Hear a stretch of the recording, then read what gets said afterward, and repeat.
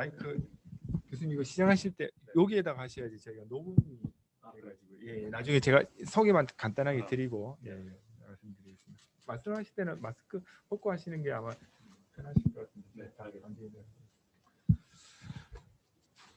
네, 그러면은 오늘 지속가능 회계 재정 세미나를 시작하도록 하겠습니다. 오늘은 포스트 코로나 시대의 재정 운영 방향이라는 주제로 연세대학교 배득종 교수님을 모시고 하도록 하겠습니다. 소리가 네. 배득종 교수님 간략하게 소개 말씀드리면 교수님은 연세대학교 행정학과에서 학사와 석사를 마치시고요. 미국 뉴욕 주립대에서 박사를 받으셨습니다. 그리고 연세대학교 교수님으로 계시면서 그 전에 정보회계학회 학회장님도 하셨고요.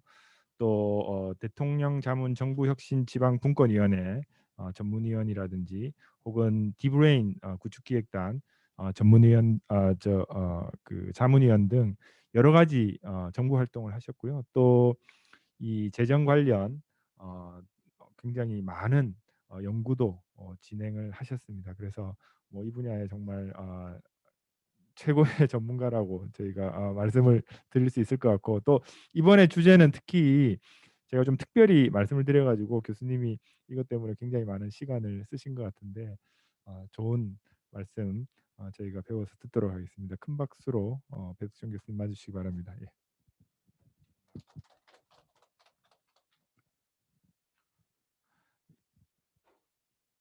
우리 김 교수님께서 너무 과찬의 말씀을 해주셨는데 정말 우리나라를 이끌고 가실 분들은 이렇게 젊고 유능하신 분들이고 저희야 그냥 노닥노닥 이렇게 그 얘기나 하고 생각이나 하고 그런 편입니다. 오늘 이제 여러분들 쭉 있는데 옆에 학생들하고 인사 한 번씩들 하시죠. 각자 한번 인사 한번 하시죠. 그냥 학생이 아니라 이 친구들이 나중에 장관, 차관, 은행장 모든 중요한 역할을 할 장차의 미래 인재입니다. 내가 대학 다닐 때는 전혀 그런 거 인식을 못하고 살았어요. 그런데 나중에 나이가 한 60쯤 돼 보니까 주변에 있던 친구들이 다 장관, 차관, 뭐 기본이고 은행장, 뭐 어떤 기관장, 그 다음에 민간 기업에서도 중요한 역할을 하는 이런 사람으로 성장하더라고요. 그래서 여러분들 옆에 그냥 젊은 친구가 아니에요. 장차 훌륭한 일을 할 그런 생각입니다. 오늘의 주제는 이제 포스트 코로나 시대의 그 재정 운영이 어떻게 될 것이냐 하는 걸 얘기하는데 주로 이제 미래에 관한 것입니다. 미래. 근데 이제 미래에 대해서 얘기하는 건 상당히 재밌지만 또 오류가 많이 생길 수도 있고, 그래서 이제 타이틀을 조금 줄여봤습니다. 그래서 to be or ought to be. 여러분들 이제 행정학 하면은 뭐 처음 시작할 때 이런 걸 많이 배우죠. 그래서 규범적일 거냐 아니면 현재 있는 그대로 할 것이냐, 이걸 연구하는 것인데요. 우선 저에 대한 소개를 조금만 더 하고 그러고 이제 넘어가도록 하겠습니다. 오늘 주제 발표 내용하고 관계가 있을 거라서 그렇습니다. 자, 저는 누구냐? 이제 최근에 보니까 중앙일보에서 아주 재미있는 뭐랄까 테스트를 하는 게 있더라고요. 당신의 정치 성향은 이렇습니다. 약 한 20개 정도의 질문을 물어보고 최종적으로 나의 점수 6.7, 약 중도 보수 뭐 이 정도 되는 걸로 이렇게 나옵니다. 여러분들 이제 계량 분석도 많이 하고 그러죠. 20개의 질문을 가지고 어떻게 나의 정치 성향을 예측할 수 있을까요? 계량적으로 생각하면은 팩터 애널리시스에서 팩터 로딩 시킨 거죠. 뭐 그래서 점수를 뽑은 거고. 자, 그래서 현재 제가 2011년에는 제가 정치 성향 6.7, 약간 중도 보수 쪽인데, 내 학생 때로 돌아가 보면은 상당히 그 약간 진보 쪽이었죠. 그래서 제가 석사학위 논문이 Justice as Fairness라고 그래가지고 이 개념을 소득 재분배나 이런 데 적용하는 건데, 이 주제가 나중에 한 30년 되니까 마이클 샌들이 들고 나와서 정의론이라고 해서 센세이셔널하게 이렇게 그 전 세계에 좋은 영향을 줬습니다. 그것이 이제 그 당시까지만 해도 저는 이제 O2B, 이렇게 돼야 된다, 이것이 옳은 것이다, 뭐 이런 공부를 많이 했고요. 그 다음에 이제 미국 가서 공부를 계속하게 되면서부터는 또 제 성향이 완전히 바뀌게 됩니다. 그 위에 영어로 퀀토이드라고 써 있는데 이게 뭘까요? 안드로이드도 아니고 퀀토이드, 완전히 계량 위주죠. 그래서 1990년부터 2010년까지 약 30년 동안은 저는 계량 분석만 주로 하고 그렇게 지내왔습니다.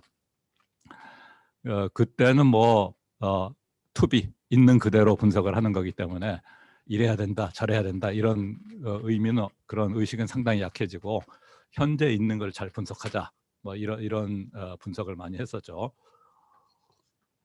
그래서 제가 이제 올해로 그 교수가 된 지 30년이 넘었는데, 이 30년 동안 뭐를 했느냐, 대표작을 한번 얘기해 보라 그러면은 2010년에 제가 발표한 것인데요.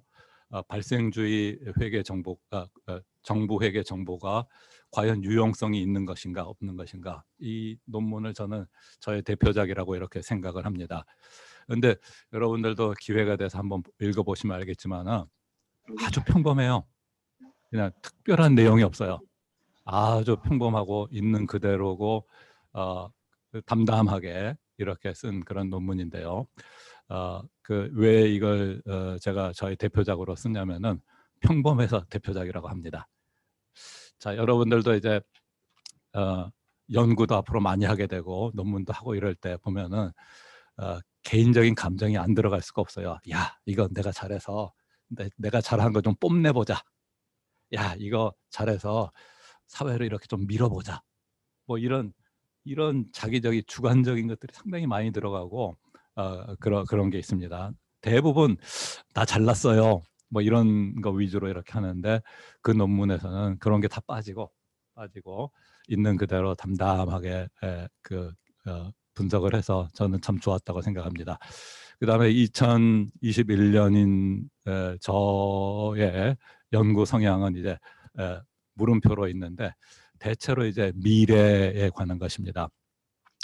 이제 미래를 요즘 제가 많이 훈련하고 있는 거는 뭐냐면은 6개월 후에 어떤 일이 일어날 것인가 날마다 예측을 해보는 거예요. 나 스스로 훈련을 시키는 건데 그거 정말 쉽지가 않아요.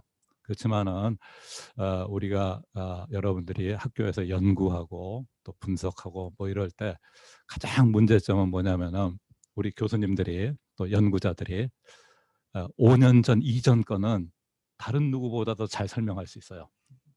과거는 엄청 잘 설명해요. 그다음에 미래도, 앞으로 먼 미래에 어떤 일이 벌어질 것인가 보통 사람보다 훨씬 유능하게 잘 설명할 수 있어요. 근데 가장 취약한 것은 뭐 내일 무슨 일이냐, 뭐 한 달 후에, 뭐 이건 아무도 모르는 거고, 그렇지만 3년 후, 5년 후에는 어떤 일이 일어날 것인가 라는 거는 조금 여러분들이 노력하기에 따라서 할 수도 있고 그런 것 같아요. 그래서 제가 이제 그 학자로서 평생을 살아왔지만 너무 옛날 얘기, 너무 미래 얘기 말고 중기에 어떤 일이 일어날 것인가, 이거를 좀 많이 생각하는 시간을 갖고 있고요. 그래서 트레이닝하는 의미로 6개월 후에는 어떤 일이 일어날 것인가 매일 예측하고 이렇게 적어놓고 이렇게 하고 있습니다. 여러분들 이제 처음 시작하면서 여러분들 미래의 훌륭한 인재라고 했는데, 내가 그냥 하는 얘기가 아니라 실제로 그렇게 될 수 있는 방법까지 오늘 오늘 그 강의의 말미에 설명을 드리도록 하겠습니다. 자, 그 다음은 이제 저는 이제 재정을 주로 분석을 했으니까 그거와 관련해서 재정, 특히 정부 예산 쪽을 많이 했죠. 원래 제가 미국에서 공부를 하고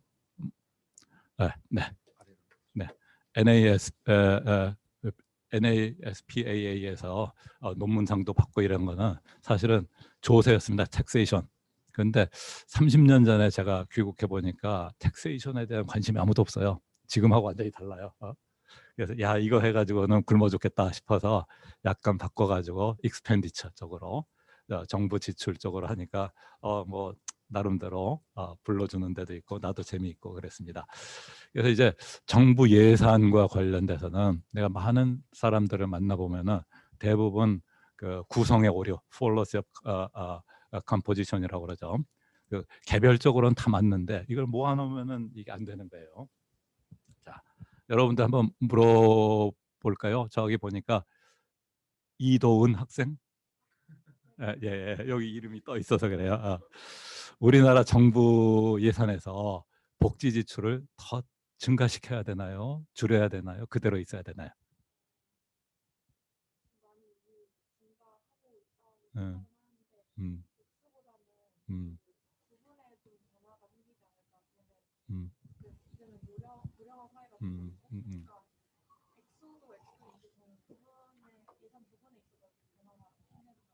네네. 그 이제 그래도 그 석사과정 학생이라 그러니 조금 더 전문화된 얘기를 했습니다. 일반인들한테 물어보면 복지 당연히 더 해야지 뭐 이런 대답이 가장 많이 있습니다. 그러면 우리나라 정부 예산을 편성할 때 경제 성장이나 발전 쪽에는 어떻게 해야 되나요? 더 많이 투자를 해야 되나요? 현재대로 하나요? 좀 줄여야 되나요?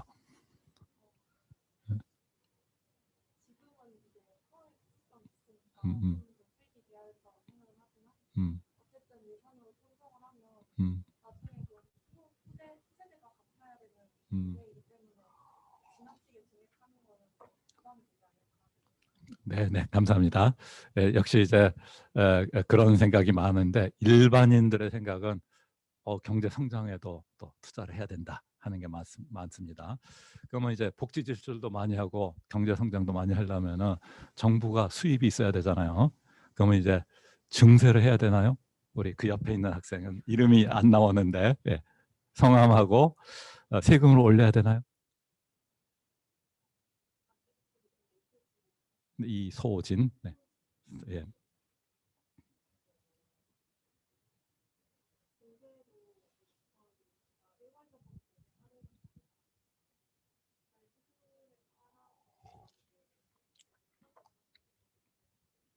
음. 네.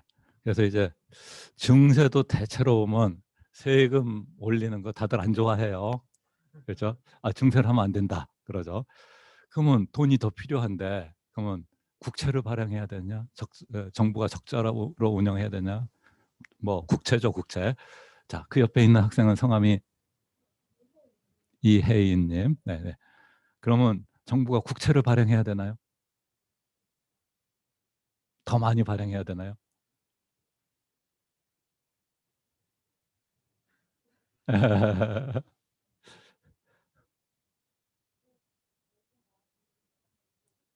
또 싫어하죠. 싫어하죠. 그래서 이제 우리가 사회복지에도 지출을 해야 되고 경제 성장에도 지출을 해야 되는데 세금 올리는 건 별로고 그렇다고 국채를 발행하기도 그렇습니다. 그럼 내가 물어보죠.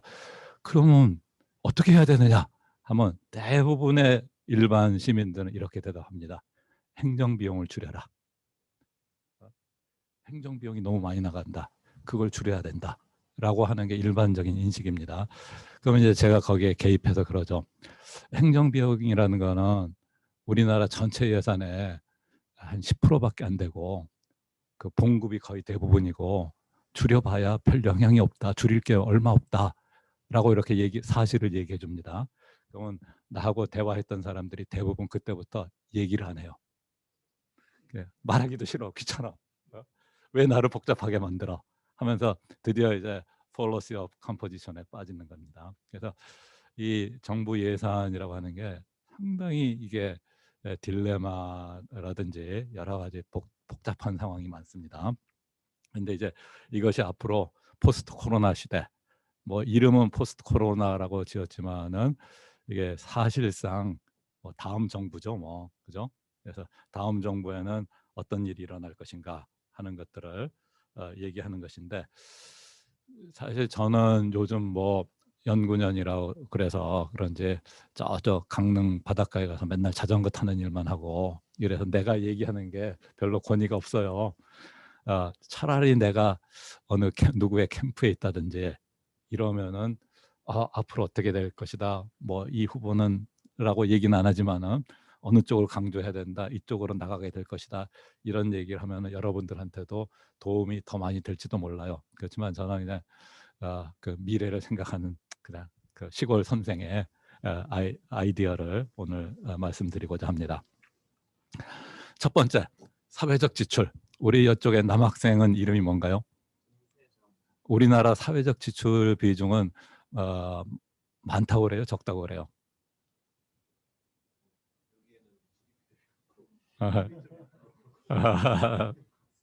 적죠. 굉장히 적죠.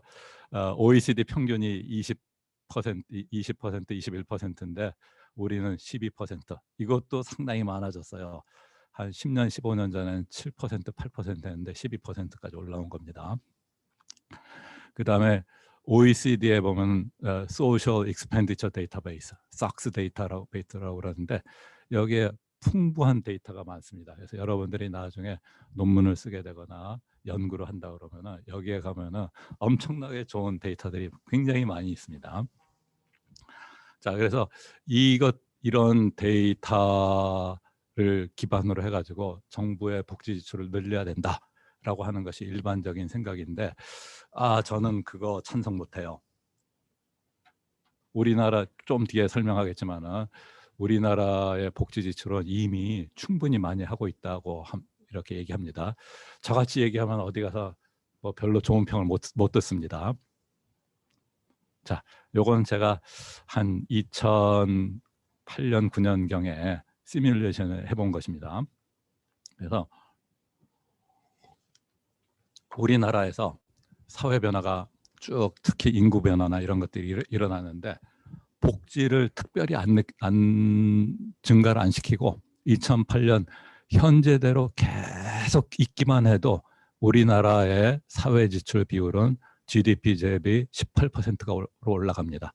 2030년경에 저절로 여기다 뭔가를 더 더하면 훨씬 더 높아집니다. 그래서 이 시뮬레이션을 했을 때 내가 고려하지 않은 거는 바로 다음번에 있는데 맨 밑에 보면은 연금 성숙도라고 하는 게 이게 이제 폭탄입니다. 2008년에 우리나라의 연금 성숙도는 13.8%, 2030년에는 65.5%. 자, 프랑스가 66%, 과거에 일본이 69%. 즉 프랑스가 아까 사회지출 비율이 31%로 세계 최고라고 그랬죠. 우리나라가 바로 그 수준까지 가는 겁니다. 사회지출에는 여러 가지가 있는데 여기 그 OECD 기준으로 보면은 총 사회적 지출을 4가지로 구성을 하고 있습니다. 공공지출이죠. 이거는 정부 예산을 얘기합니다. 그래서 우리나라의 현재 정부 예산에서 사회적 지출 비율은 아직도 좀 적은 편입니다. 2030년까지 가면은 계속 증가할 겁니다. 그 다음에 우리나라의 공공지출, 사회적 보험, 특히 국민연금인데요. 요것은 이제 현재까지는 아직 낮은 편이지만은 2030년경에 가면은 폭발적으로 증가합니다. 2050년 정도까지는 우리나라 국민연금이 누적 계좌가 플러스이지만은 2060년부터는 1년에 500조 원 내지 1년에 1000조 원까지 적자가 납니다. 그러니까 뭐 그 전까지는 어떻든 한국의 국민연금, 사회보험 또 공공지출 쪽은 폭발적인 증가를 하게 돼 있고요. 그 다음에 매우 특징적으로 민간 지출도 민간에서도 사회적 지출을 하는데요. 여기는 법정 지출하고 자발적 지출이 있습니다. 우리나라는 OECD 다른 어떤 나라들보다도 민간의 사회적 지출, 법정 지출이 높은 비율입니다. 즉 정부가 사회적 지출하는 데 있어서 정부 예산을 쓰지 않고 민간 기업한테 부담을 떠넘기고 있는 그런 형태죠. 그래서 요거는 뭐 그대로 유지가 되지 않을까 생각되고요. 그 다음에 우리나라 사회적 지출에서 아주 적은 부분이 있어요. 그 자발적 지출, 우리가 체리티라든지 도네이션이라든지 이런 것이 다른 나라에 비해서 굉장히 적은 그런 것들입니다.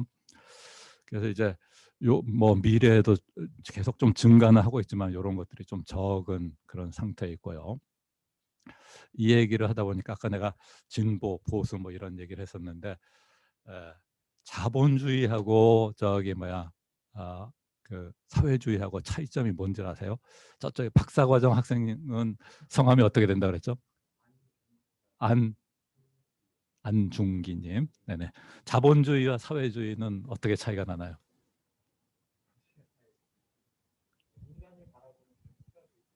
아, 그래요. 예, 예. 뭐 그런가요? 그 그런가요? 어떻든 제가 이제 최근에 생각한 거는 뭐냐면은 저는 주로 재정 쪽으로 하고 그러니까 돈 쪽으로 많이 생각해서 그런지 자본주의라고 하는 거는 자기 돈 가지고 일을 하는 거고 사회주의는 남의 돈 가지고 일하려고 하는 거예요.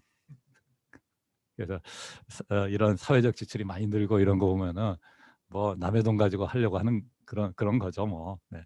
자, 어떻든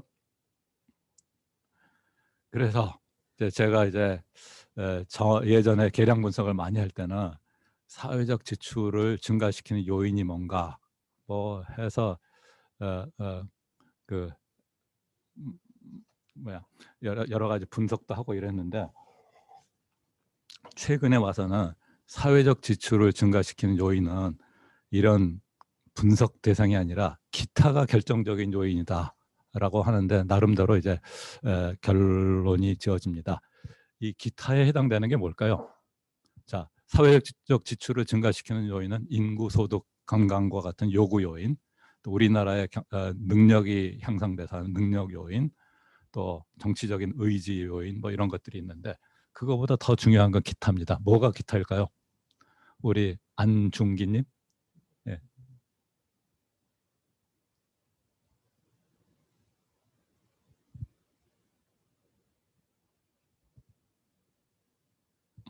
네. 이 사회 여기서 기타는요. 저는 이제 재정 분석을 하고 뭐 이러기 때문에 재정 건전성을 유지해야 된다. 낭비적인 요인을 하면 된다. 복지 지출도 좀 아까 말씀하셨듯이 마구 증가시키는 게 아니라 좀 더 효율적으로 사용해야 된다. 이런 얘기를 하는데 만약에 내가 선거에 뛰어든다면은 누구보다도 더 세게 사회적 지출을 하자고 할까요? 그러지 않고는 당선될 수가 없어요. 그렇죠? 그래서 지금 뭐 서울시장 후보나 뭐 보면은 뭐 엄청난 돈을 쓰겠다고 이렇게 하잖아요. 그런 것처럼 이 선거가 있을 때마다 사회적 지출은 증가할 수밖에 없는데 그게 가장 결정적인 요인입니다. 우리가 학술적으로 보면은 전부터 이제 political business cycle이라고 하는 그런 모형이 있어요.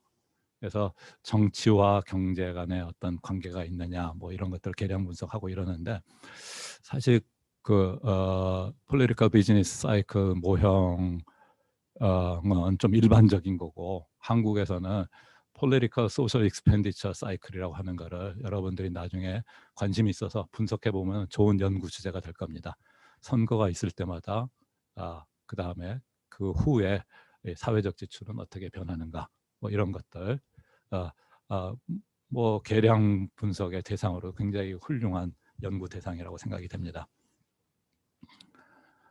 자, 그러면 이제 포스트 코로나 시대에는 사회적 지출을 어떻게 해야 되느냐?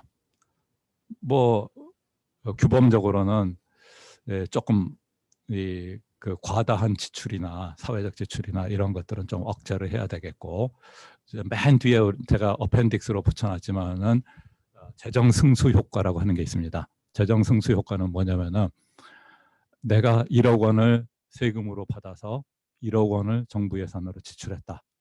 그럼 우리나라 GDP에는 어떤 영향을 미칠까요? 신기하게도 플러스의 효과를 미칩니다. 이게 케인즈의 승수 효과인데 케인즈는 주로 투자 승수를 많이 했는데 우리는 그걸 가져와서 재정 승수라고 부르죠. 그래서 정부가 뭐 100조 원을 걷어서 정부 예산으로 100조 원을 쓰면은 그거의 몇 곱절, 아주 많은 곱절은 아니지만은 그거의 승수 효과만큼 경제 성장을 이룬다라고 하는 것입니다. 이건 어펜딕스에 붙여놨는데 거기 보면은 그것도 디컴포지션을 해보면은 브레이크다운 해보면은 사회적 지출은 재정 승수 효과가 좀 적은 편입니다. 오히려 정부의 그 인건비라든지 물건비 이런 것들이 재정 승수 효과가 좀 큰 건데 사실 이건 뭐냐면은 좀 효율성 측면에서 보면은 사회적 지출이라고 하는 건 조금 좀 떨어지는 거 아닌가 이렇게 생각이 됩니다. 그런데 포스트 코로나 시대에 되면은 이렇게 사회적 지출을 좀 줄이든지 둔화시키든지 아니면은 그걸 효율화시키든지 이래야 되는데 아마 실제로는 더 많이 지출을 하게 될 것 같아요. 그래서 그 뒤에 아, 데이터를 볼 것 같으면은 작년에 코로나가 이제 전 세계적으로 발생하면서 세계 각국에서 경제 활성화를 위해 가지고 지출을 했습니다. GDP 대비로 이렇게 나눠 보면은 한국은 13.6%로 굉장히 적은 그 돈을 지출한 걸로 돼 있어. 우리 보면은 뭐 엄청나게 많이 썼죠. 어제 이제 국회에서 추경 예산 통과한 것만 해도 20조 원이고 작년에 이게 4차고 3차가 뭐 한 40조 원 됐고 그 전에 또 20조 원, 40조 원 이미 뭐 현재 투자한 것만 한 100조 눈에 보이는 것만 100조 원, 200조 원 이렇게 썼습니다. 그래도 다른 나라에 비하면은 굉장히 적은 숫자입니다. 일본 같은 경우에는 GDP의 44%를 이제 코로나 관련 지출로 이렇게 했었습니다. 그런 거 보면은 아마 현 정부도 그렇고 다음번 정부도 코로나를 핑계로 지출을 많이 늘릴 텐데 역시 이제 선별적 지출이다 이런 거 등등 얘기 나오면은 결국은 이제 사회적 지출과 연관될 그럴 가능성이 많습니다. 사실 우리나라에서 보면은 코로나와 관련된 직접적인 의료 지출은 굉장히 적은 편이에요. 작년에 대구에 파견됐던 의사들 그 인건비도 뭐 12월 연말에나 줬다고 그러잖아요. 그것도 돈이 없어가지고. 자, 그렇듯이 의료 지출은 적었지만 다른 관련된 지출을 엄청나게 많이 했기 때문에 이것이 내년에도 지속될 거고 새 정부 들어서 오면 또 더 적극적으로 이렇게 할 가능성이 높아 보입니다. 그러면 이제 아까 우리 딜레마를 일으켰던 것 중에 하나가 우리나라 그럼 채권층은 세금을 올리는 것도 또 상당히 부담스럽잖아요. 이미 뭐 부동산 세금에 대해서 조세 저항이 이렇게 많이 일어날 거고 이러기 때문에. 근데 그러면 채무를 발행할 것이다. 국채를 발행한다. 그럴 때 한국의 부채 비율은 아니고 이제 채무 비율인데요. 통상 40%를 유지해 왔습니다. 그래서 우리나라의 경우는 재정이 건전한 국가다라고 했는데 이거 뻥이에요. 왜냐하면은 한국의 GDP는 독특한 특성이 있어요. GDP 총 규모는 세계 10위에서 12위 정도로 굉장히 우량합니다. 총 규모는. 그런데 1인당 GDP를 볼 것 같으면 세계 한 30위 정도 돼요. 그래서 세계 10위권의 경제 국가로 볼 거냐, 세계 30위권의 국가로 경제 국가로 볼 것이냐 하는 게 늘 이제 차이가 나는데 요 옆에 보면은 IMF에서 조사한 그 포캐스팅 저걸 보면은 선진국의 경우에는 채무 비율이 이미 뭐 110%에서 150%뭐 이 정도가 늘 거고 바로 뒤에 보겠지만은 일본의 경우는 이제 220%를 넘어서서 아마 250% 정도까지 가고 있습니다. 이게 이제 경제 대국들의 그 채무 비율이고요. 그 밑에 보면은 이머징 컨트리라고 했는데 여기는 대체로 25%에서 40%. 즉 한국의 1인당 GDP를 세계 30위권으로 본다면은 이 이머징 컨트리 정도로 볼 수가 있어요. 그러면은 그렇게 해석하면은 한국의 재정 건전성은 평균 수준이지 아주 뛰어난 게 아니에요. 그리고 마지막에 말씀드리겠지만은 이것도 오랫동안 유지되지 않을 거고 그러고 코로나 이후에는 이미 뭐 40% 선을 넘었죠. 50%, 60% 아마 우리나라 기획재정부에서 얘기하는 중기 한 3년에서 5년까지의 부채 채무 비율은 한 60%, 65% 생각하고 있는 것 같아요. 자, 그런데 선진국들은 왜 이렇게 채무가 많을까요? 선진국들은 경제력도 튼튼하고 재정도 건전하고 그런데 왜 이렇게 100%, 200%막 이렇게 채무가 많을까요? 거의 대부분 연금입니다. 국민연금. 국민연금 재정이 뭐 안 좋으니까 정부 돈을 이렇게 넣을 수밖에 없죠. 그래서 높은 거고, 우리도 국민연금 성숙도가 아까 12년 전에 8%에서 13%에서 곧 66%까지 올라갑니다. 그럼 뭐 아직은 우리가 쌓아놓은 돈이 있지만은 2050년 이후에는 저희 나라도 200%, 300% 이렇게 올라갈 거예요. 우리 김 교수님은 마침 이제 회계를 하시니까 이게 현재 상태로 볼 거냐, 발생주의로 볼 거냐. 그래서 우리나라 발생주의로 볼 것 같으면은 우리나라 재정은 상당히 위기 상황입니다. 현재 상태는 상당히 건전해 보입니다. 그래서 그 둘 사이에서 이제 학자들이나 또는 정책가들이나 많은 노력을 하기는 해야 됩니다. 다행히 이제 시간은 조금 어느 정도 여유가 있고요. 우리나라 이제 국가 채무를 볼 것 같으면은 요거는 이제 이 나라 지표라고 하는 그 정부 사이트에 보면은 다 자세하게 많이 나옵니다. 이 중에 이제 적자성 채무 비율 같은 게 2011 채무가 2011년에는 200조 원이었는데 2024년에는 900조 원, 한 뭐 4배 정도 증가됐죠. 머지않아 이제 더 증가를 할 것이고요. 요건 이제 여러분들도 요즘 최근에 많이 얘기되는 악어입이라고 하는 거죠. 정부의 이제 세금 수입은 뭐 조세 저항 등등 때문에 그렇게 많이 늘지 않는데 지출은 많이 는다. 그것이 이제 악어입과 같다.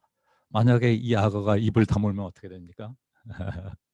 우리나라 이제 그 구조선 때처럼 국채 보상 운동 뭐 이런 거 해야 되겠죠. 네.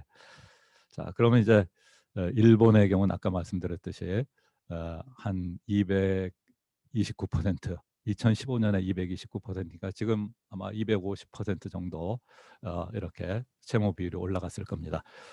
자, 그런데 제가 일본의 재무성 가가지고 한번 인터뷰를 한 적이 있어요. 너희들 채무 비율이 너무 높은 거 아니냐, 걱정되지 않느냐, 악어 입 이렇게 닫으면 어떡하냐 그랬더니 자기는 특별히 걱정을 안 한대요.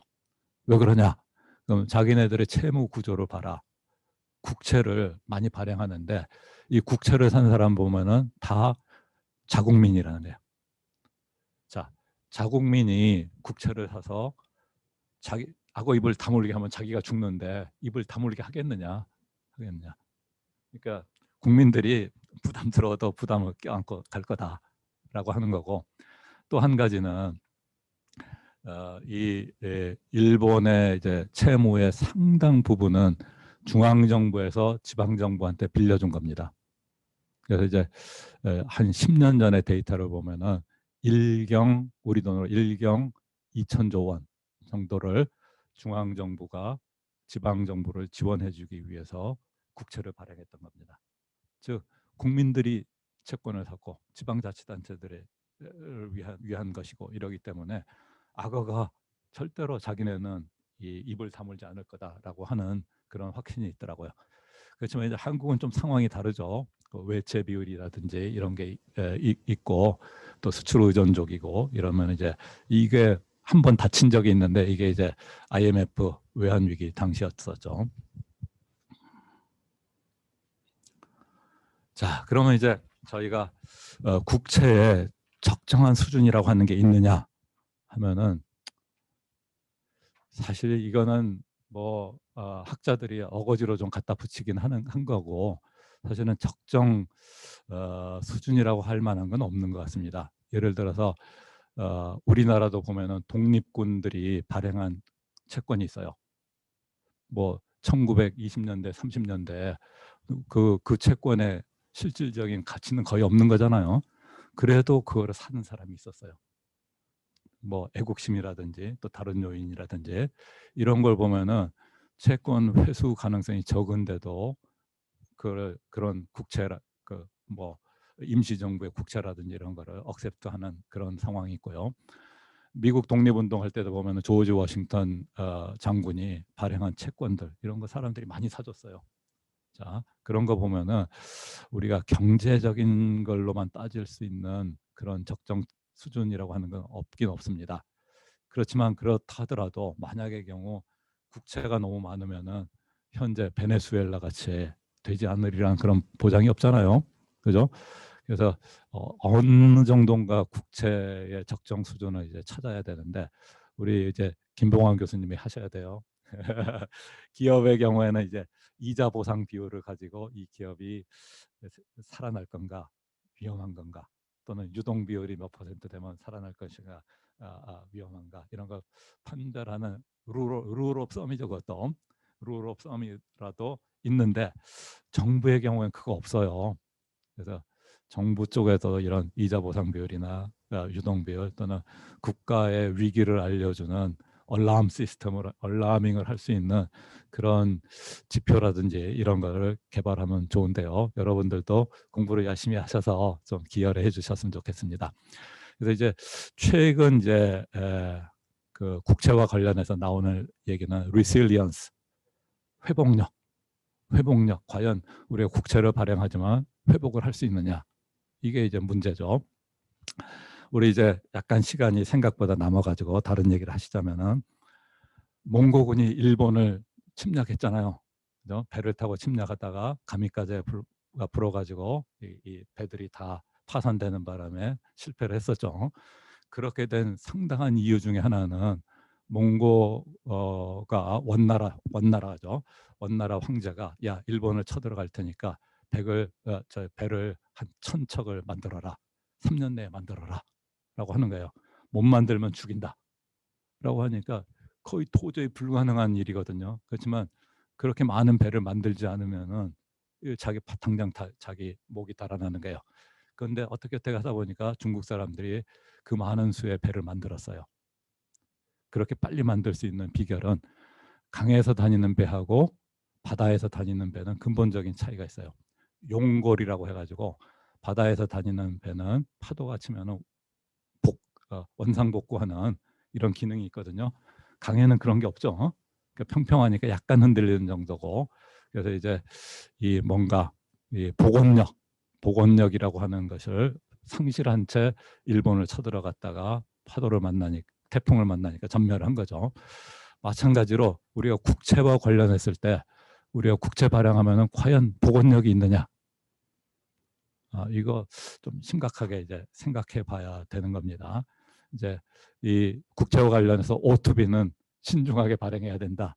가능하면 발행하지 않아야 된다라는 것인데 실제로는 좀 전에 설명해 줬듯이 코로나 이후 정부 지출을 많이 해야 되겠다. 경제를 살려야 되겠다 하는데 그 주요한 재원 조달 방식이 이제 국채가 될 가능성이 많습니다. 그러다 보면은 앞으로 포스트 코로나 시대에 국채가 이제 많아지겠죠. 자, 그러면 이제 국채를 많이 발행하면은 그 다음 문제입니다. 그 리실리언스하고 관련돼 있는데 국가 채무는 누가 변제를 합니까? 다시 이제 원래 처음 대답했던 학생으로 돌아가 보면은 국가의 채무는 누가 변제합니까? 개인의 채무는 개인이 다 변제해야 되죠. 그 다 변제하지 못하고 사망하면은 상속인한테로 채무가 돌아갑니다. 법인은 유한 책임을 갖기 때문에 법인 자체가 이제 자기 책임 범위 안에서 책임을 지는 거고요. 그럼 국가의 채무는 누가 변제하나요?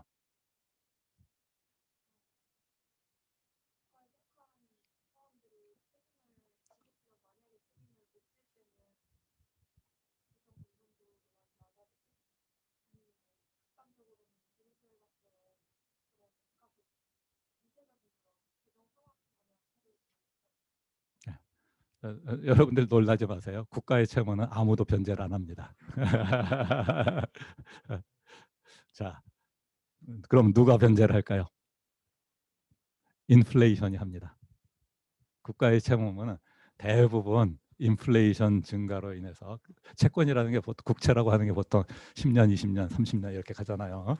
그래서 대부분 인플레이션에 의해서 상각이 되고 뭐 이렇습니다. 그래서 이제 인플레이션으로 이제 채무를 변제하는 그런 성향이 많습니다. 자, 그러면 저의 요즘 최대의 고민거리는 포스트 코로나 시대의 위험은 인플레이션이에요. 결국은 정부도 많이 지출해야 되겠고 등등 하는데 인플레이션 뭐 미국도 이미 뭐 2,000조 원을 쓰는데 추가로 1,900조 원을 더 쓰겠다고 정부가 돈을 막 쓰고 이러면 결국은 인플레이션이 되죠. 그래서 이제 인플레이션을 막는 방법은 요 밑에 있는 몇 가지인데 여러분들 ISLM 커브 다 배우셨죠? 학부 때. IS는 금융정책이고 IS는 재정정책이고 LM 커브는 저희 화폐 금융정책이고 그래서 금리를 인상을 하면은 그러면은 인플레이션을 어느 정도 완화시킬 수 있습니다.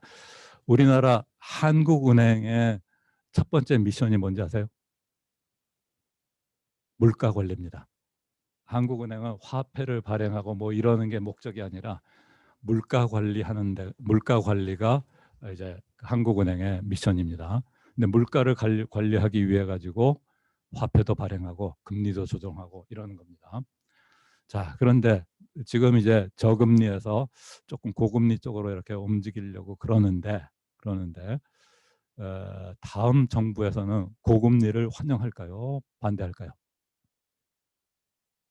고금리 아마 억제하려고 들 겁니다.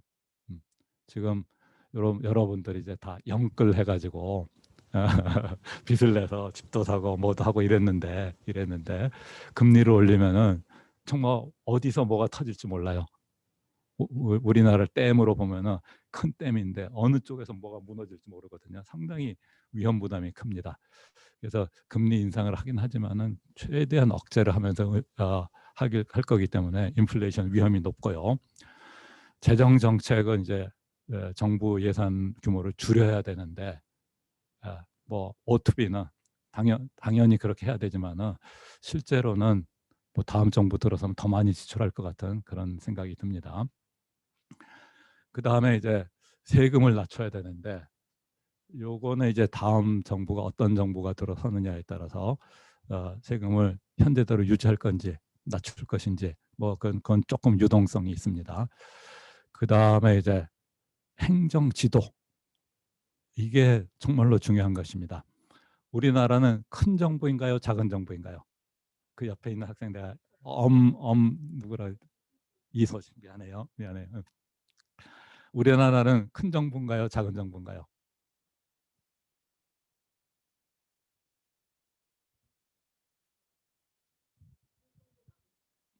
아, 막강한 정부였었죠. 예, 점점 정부의 역할이 줄어들지만은, 근데 재정적으로 보면은 굉장히 적은 정부예요.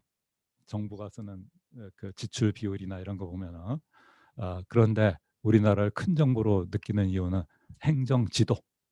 행정지도가 뭡니까? 정부가 돈을 안 쓰고 민간인한테 이래라 저래라 이래라 저래라 하는 거죠. 그래서 이제 그런 지도가 행정지도가 여태까지는 잘 먹혀들었는데 점점 이게 힘을 잃기 시작합니다. 자, 그래서 우리나라 정부에서 물가 관리 기능이 있는가요?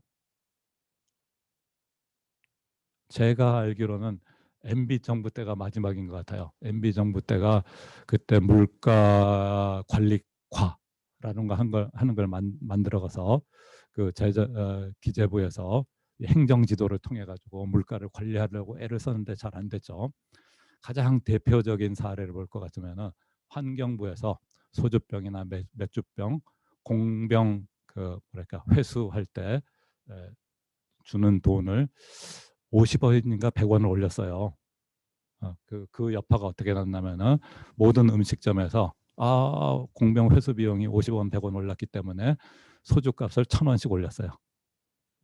여러분들 뭐 그 기억 날지 어떨지 모르지만은 자, 그래서 정부에서 이렇게 조금 올린 걸 가지고 핑계 삼아서 1,000원씩 이렇게 올리는데 정부가 그거를 통제를 못 하더라고요. 그래서 그걸 보고 우리가 이제 박정희 시대, 전두환 시대 뭐 그런 시대는 이미 지나갔고 우리가 민간 부분을 정부가 통제하지 못하는 시대에 왔구나 하는 걸 알게 됐습니다. 즉, 그 박근혜 정부에도 인플레이션 물가 관리하는 기능이 없었고요. 지금 정부도 역시 물가 관리 기능이 없고 다음 정부는 어떨지 모르겠지만은 아마도 물가 관리할 능력이 없지 않을까. 뭐 시장 자율에 맡겨야 된다라고 하는 것이죠. 그 결과는 이제 상당한 수준의 인플레이션이 올 가능성이 많습니다. 근데 인플레이션은 여러분들 이제 경제 원론 시간에 배우면은 코스트 푸시, 디맨드 풀 이 두 가지 요인에 의해서 되잖아요. 그래서 이제 디맨드라고 하는 거는 사람들이 돈을 막 쓰게, 돈이 많아서 막 쓰게 한다든지 수출이 잘 돼서 인플레이션이 되는 수도 있고, 그다음에 코스트, 즉 원자재 가격이 오른다든지 이래서 드는 것이 있는데, 아마 포스트 코로나 시대에는 두 가지가 다 작동할 것 같아요. 디맨드 풀, 코스트 푸시 두 개가 다 작동하는데, 정부 쪽에서 할 수 있는 거는 아마 행정 지도를 좀 강화하든지, 아니면 이제 원자재 비축을 좀 하든지 이런데 투입을 해야 되는 것이 해야 마땅하다, 오투비고요. 실제로는 그렇게 하지 않을 가능성이 상당히 많아 보입니다. 그래서 사실은 저는 이제 아무 정파적인 활동도 안 하고 관심도 없고 이러지만은, 다음 정부에서 어떤 정부가 되면 좋겠느냐 할 때 그 인플레이션을 좀 잡아줄 수 있는 그런 정부가 들어섰으면 좋겠다 하는 그런 바람을 가지고 있습니다. 자, 요건 아까 말씀드렸듯이 재정 승수, 이 오른쪽 사면에 있는 거는 조세죠. 세금을 정부가 시중에서 걸어가면 GDP가 내려갑니다. 근데 다시 정부가 그걸 정부 예산으로 지출을 하면 GDP가 올라갑니다. 한눈에 봐도 줄어든 것보다 올라간 게 많죠. 자, 그래서 요거는 KDI에서 주기적으로 이렇게 연구를 해서 발표를 하는 자료입니다. 그래서 여러분들도 관심이 있으면은 재정 승수 쪽도 우리 학교에서 별로 연구가 안 된 분야예요. 중요하지만은 KDI 데이터 같은 거를 좀 활용해서 분석하면 좀 좋겠다 하는 것입니다. 그래서 역시 승수 효과가 큰 거는 인건비와 물건비, 그다음에 자본 지출 이런 것들이 크고요. 그다음에 소비자 물가에 미치는 영향력, 이런 걸 보면은 아까 보면 인건비, 물건비가 경제 활성화에는 기여를 했는데, 역시 또 그 인플레이션에도 또 많이 기여를 하게 되죠. 그래서 양날의 검입니다. 자, 그래서 앞으로 제가 다음 정부의 오투비는 인플레이션에 관심을 좀 많이 가져달라는 거고, 투비는 아무도 관심이 없을 것 같은 좀 그런 느낌이 좀 있어요. 예, 예. 자, 그래서 마지막으로 이제 여러분들한테 오늘 내 특강을 들어준 보답으로 알려줄 거는, 나중에 장관, 차관, 기관장 또는 훌륭한 사람, 또 나름대로 자기 역할을 할 수 있는 그 나라에 기여할 수 있는 이런 사람이 되기 위해서는 미래를 늘 생각하면서 살아야 됩니다. 자, 그래서 이 미래를 생각하는 훈련을 많이 하는 것이 다른 어떤 공부보다 중요한 것 같아요. 요새 보면은 시대의 흐름을 알아야 된다. 다 당연하게 생각하잖아요. 근데 노력을 안 하잖아요. 그죠? 나도 이제 20살 때 이렇게 보니까는 건물들도 많이 생기고 이래서 그때는 혈기왕성하죠. 나도 나중에 저런 거 한두 개 사겠지 뭐 이랬어요. 근데 문제는 노력을 아무것도 안 한 거예요. 전혀 그쪽으로 활동도 안 하고. 그런 것처럼 여러분들도 시대의 흐름, 미래 환경 변화 이런 거 아는 게 중요하다고 하면서 안 하잖아요. 자, 그래서 그런 것들을 하게 해주는 애플리케이션이 있습니다. 그 애플리케이션 내가 아주 요새 애용을 하고 있고, 야, 옛날에 내가 이런 거 알았더라면 지금 나하고는 훨씬 다른 사람이 돼 있었겠다라고 하는 것입니다. 자, 여러분들 이제 스마트폰에 가보면은 지금 하셔도 됩니다. 구글 플레이나 아니면은 여기 가가지고 습관 앱이 있습니다.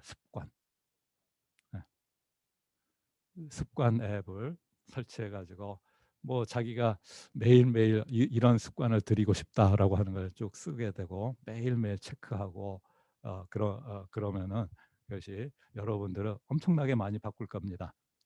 내 친구는 뭐 매일 만보 걷기, 아침 5시에 일어나기, 뭐 이런 사소한 습관 앱을 습관 앱에다 그런 걸 해가지고 자기 이제 저녁형 인간에서 아침형 인간으로 바뀌었다. 뭐 오늘에도 이렇게 문자가 왔길래 축하한다 그랬습니다. 저는 그걸 잘 못 지키고 있습니다. 내 습관에다가 써놓은 거는 좀 구체적이지가 않았어요. 사랑하기, 칭찬하기, 격려하기, 뭐 기도하기 이런 거 했는데 잘 안 돼요. 그 중에 이제 하나가 6개월 후를 생각하기. 그래서 이제 조금 추상적인 습관을 써놔서 그런지 조금 달성률이 좀 낮지만은 그래도 나를 변화시키는데 엄청난 영향을 주고 있습니다. 여러분들도 습관 앱을 가지고 본인의 습관을 고치고 강화하고 그러면은 아마 10년, 20년, 30년 후에 굉장한 사람이 돼 있을 겁니다. 현재 여러분들하고 상당히 다른 굉장히 좋은 사람이 돼 있을 거예요. 네. 그건 내 확신을 합니다. 네. 오늘 좋은 귀한 시간 주셔서 감사합니다. 다행히 주어진 시간에 마칠 수 있어서 그것도 감사합니다. 혹시 질문이 있으시거나 그러시면.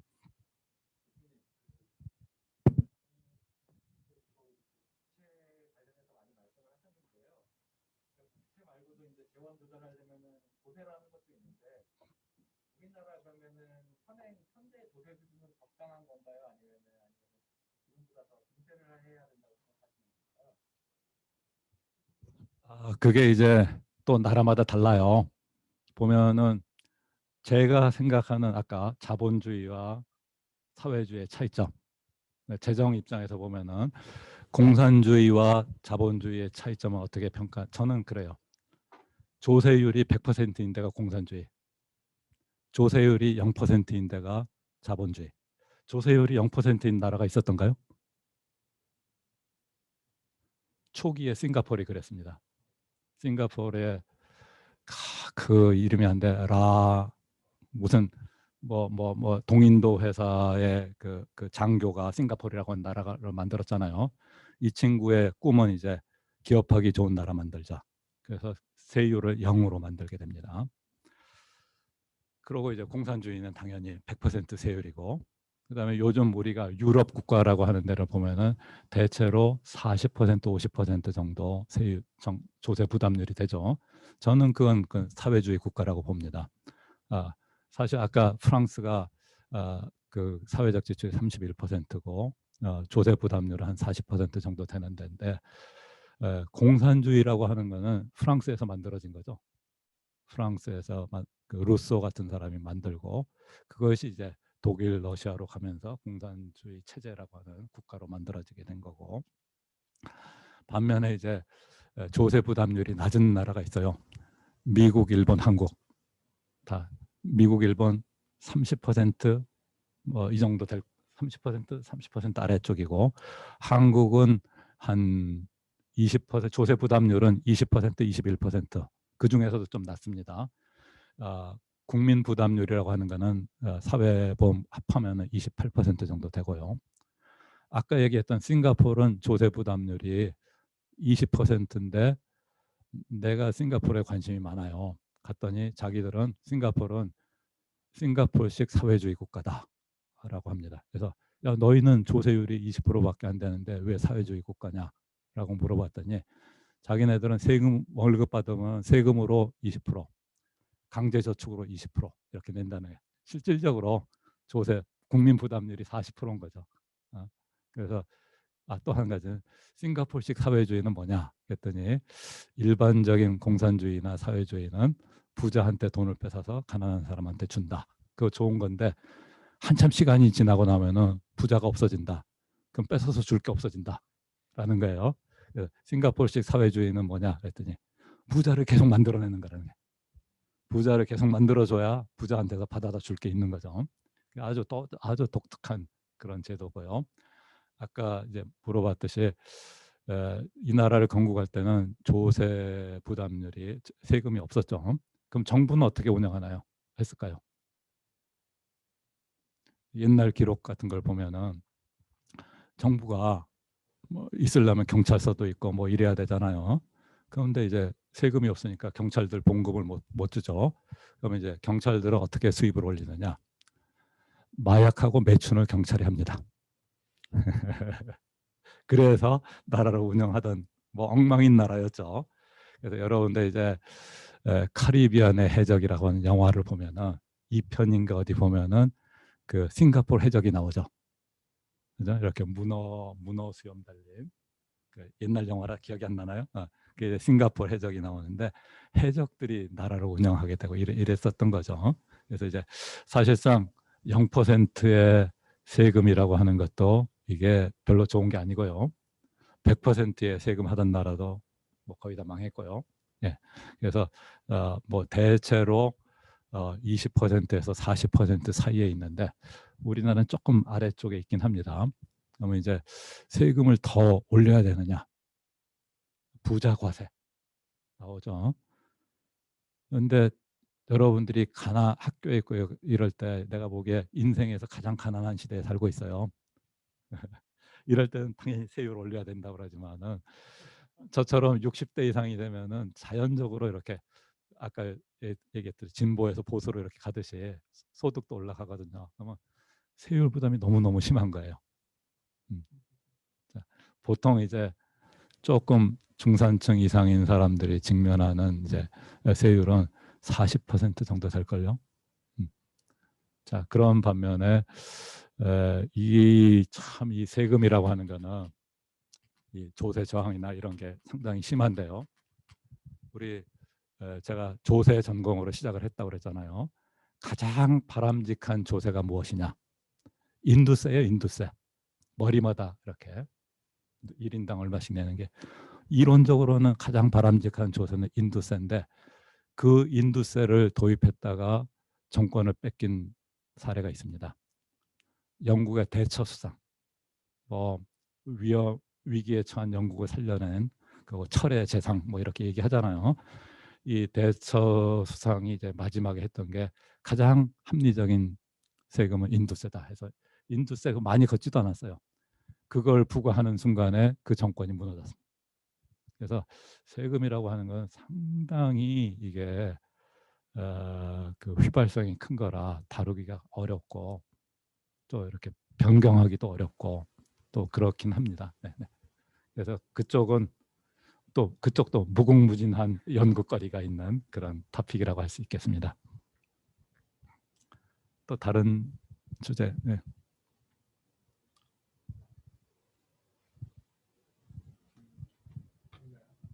다른 질문. 네. 제가 한 가지. 네네. 그 오늘 진짜 그 우리 재정에 대해서 뭘 공부해야 되는지 이런 것부터 또 인생의 어떤 지침까지 또 주셔가지고 학생들한테 굉장히 많이 도움이 됐을 것 같은데요.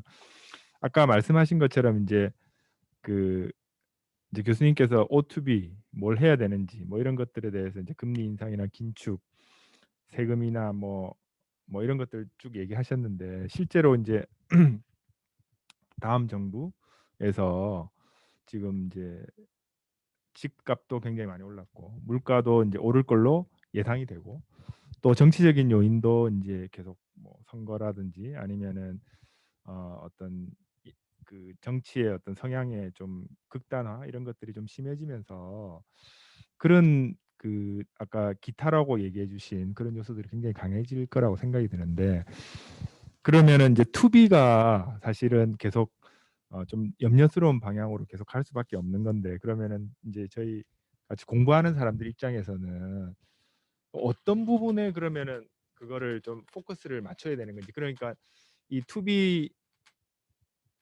앞으로 진행될 상황 또 진행되리라고 예상될 수밖에 없는 그런 상황을 그냥 바라봐야 되는 건지 아니면은 뭔가 그거를 되돌리기 위해서 혹은 그래도 O2B를 만들기 위해서 뭔가 좀 더 포커스를 둬야 되는 뭐 그게 어떤 법률의 제정일 수도 있고요 아니면은 뭔가 정치적인 뭐 제도의 반영일 수도 있고 그런 거를 좀 얘기를 해주실 수 있을까요? 뭐 그게 바로 제가 걱정하던 그 질문입니다. 네. 그래서 이제 사실은 그것도 연령대별로 좀 다를 것 같아요. 저는 이제 머지않아 은퇴를 앞두고 있기 때문에 뭐 그냥 이렇게 은퇴를 앞두니까 세상이 이렇게 좀 좁아지는 것 같아요. 근데 뭐 나만 무사히 잘 탈출하면 됐지 뭐.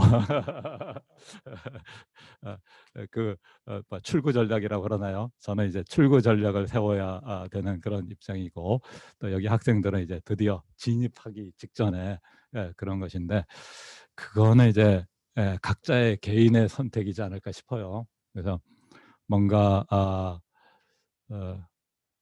글쎄 어느 한 방향이 맞다라고 얘기할 수는 없고요. 근데 계속 저는 약간 우려스럽기는 해요. 우려스럽기는 하고, 이 요즘은 이제 정치가 너무 활성화되는 시대가 아닌가.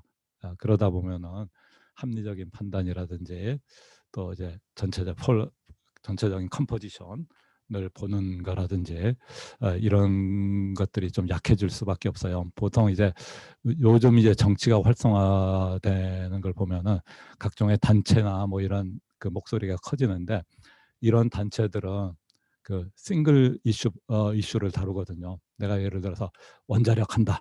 그럼 다른 뭐 원자력을 반대한다라고 치면은 다른 어떤 요인은 다 무시하고 원자력 반핵 이것만 강조해야 자기의 존재 이유가 생깁니다. 만약에 내가 반핵 운동을 하면서 여러 가지 주변의 경제적인 상황이나 국가적인 상황이나 이런 걸 다 두루두루 고려하잖아요. 그러면은 이제 뭐라고 그러나요? 선명성이 떨어지고 운동력이 약해지고 뭐 흐지부지 되고 그런 활동을 할 수가 없어요. 그래서 다 그런 단체들이나 이런 것들은 싱글 이슈만 강조하기 때문에 그런 단체들의 또 거기 출신들의 그 정치인들이 많이 나오면은 이게 전체적인 컴포지션이 어그러질 수 있는 그런 가능성이 상당히 많아 보이긴 합니다. 그래서 이제 이거는 저뿐만이 아니라 여러분들도 다 같이 그 우리나라를 갖고 나가는 입장에서 생각을 해야 될 것 같아요. 젊었을 때 진보 쪽에 저 있었을 때는 당연히 그럼 우리 뭐 저스티스 에즈 페어니스를 위해 가지고 뭐 열심히 노력하자.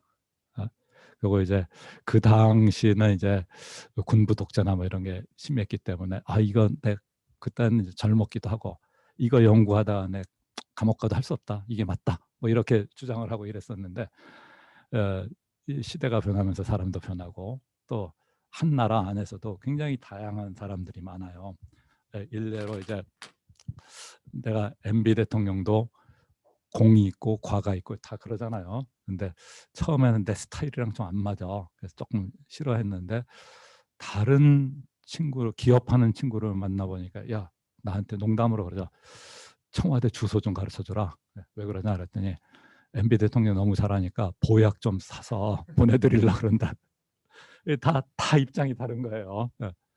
자, 그래서 이제 그 한마디로 하기 어렵다는 생각이 듭니다. 또 이제 투비에 관해서 오늘 제가 말씀드렸는데 이건 한 2010년, 11년 경이었던 것 같아요. 어느 모임에 가서 이제 다 좌담회 같은 거 하는데 유난히 다른 사람이 저를 포함해서 다른 사람이 얘기하는 건 별로 웨이트가 없어요. 근데 유난히 한 친구가 얘기하는 거는 모든 사람이 경청하고 막 받아쓰기도 하고 막 이래. 그래서 야, 저 친구가 저 친구가 상당히 좋아졌네. 나중에 보니까는 박근혜 정부에서 굉장히 큰 역할을 했고 현재는 감옥에 가 있습니다. 그러니까 그렇듯이 뭐 아마 내가 어떤 지금 상황에서 캠프에 있다든지 이러면 여러분들한테 좀 더 구체적인 투비를 얘기해 줄 수 있을 텐데 그렇지 못해서 조금 아쉽기는 합니다만 뭐 그래도 그, 그, 그 그래도 그거보다 더 큰 거는 역시 이제 에, 에, 에, 오늘 수업에서 제일 좋은 건 역시 습관을 좀 바꾸셔서 본인의 습관도 하고 학술적인 연마하는 것도 태도를 좀 바꾸고 또 이제 우리나라의 미래에 대해서 걱정하는 것도 습관 앱에다 넣어주시면은 뭐 답이 나오지 않을까 이렇게 생각합니다. 감사합니다, 교수님. 오늘 장시간 동안 정말 좋은 가르침과 또 인생에 대한 교훈을 주셔서 정말 감사드립니다. 다시 한번 백정 교수님께 큰 박수로 좀 감사의 말씀을 전하겠습니다. 예, 감사합니다. 네. 그럼 이것으로 지속 가능 회계 재정 세미나를 모두 마치도록 하겠습니다. 감사합니다.